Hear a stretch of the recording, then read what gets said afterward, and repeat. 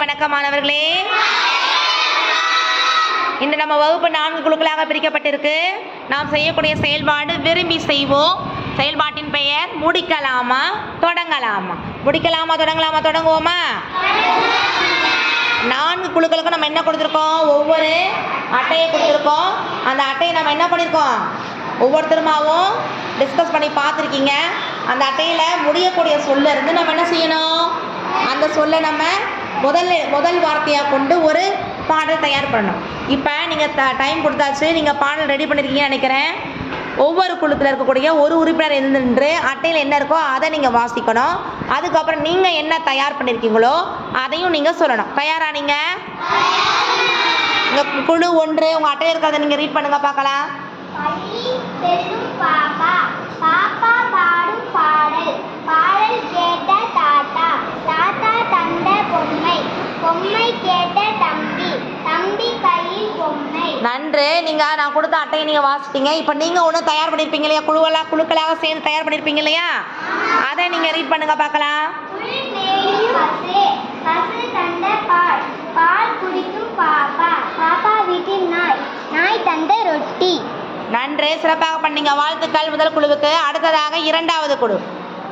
தாத்தா போட்ட தொப்பி தொப்பி விற்கும் கடை கடையில் வாங்கிய பழம் பழம் தின்னும் பாப்பா பாப்பா வரைந்த யானை யானை மேலே பூனை.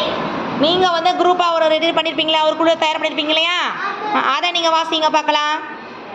அம்மா சுட்ட தோசை தோசை உண்ட சிறுவன் சிறுவன் கையில் பந்து பந்து விளையாடும் சிறுமி சிறுமி கையில் கிளி சிறுமி கையில் குழி. நன்று.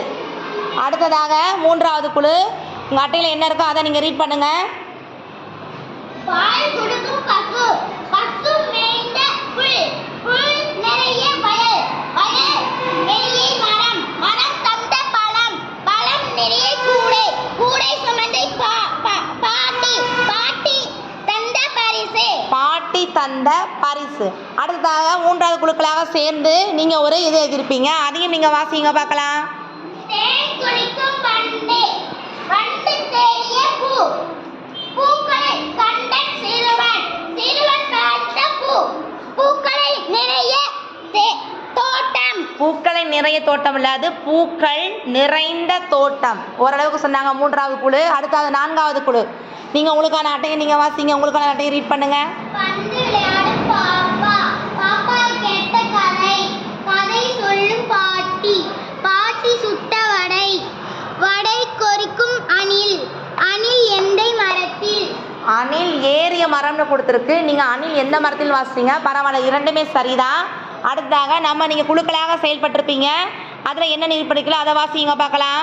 கரைந்து நெளிந்து புழு புழு செல்லும் பாதை பாதை இருந்த எறும்பு எறும் திங்கும் சர்க்கரை சர்க்கரை நிறம் வெள்ளை. மிக நன்று. நன்றாக ப்ரொடியூஸ் பண்ணீங்க. நல்லாவே பண்ணீங்க. கிளாஸ் கை தட்டிக்கோங்க. இதில் நீங்கள் கொஞ்சம் சிரமப்பட்டீங்க. நான் உங்களுக்கு என்ன பண்ணியிருக்கேன்? இதில் சின்ன சின்ன உதவிகள் பண்ணி தான் அதில் என்ன பண்ணியிருக்கோம்? எழுதியிருக்கோம். நாளைக்கு நீங்களாக யோசித்து சின்ன சின்ன வார்த்தைகளை போட்டு நீங்கள் என்ன செய்யுங்க? முடிக்கலாமா தொடங்கலாமா செயல்பாடு செய்யணும். முடிக்கலாமா தொடங்கலாமா பண்ணி கொண்டு வருவீங்களா? நன்றி மாணவர்களே.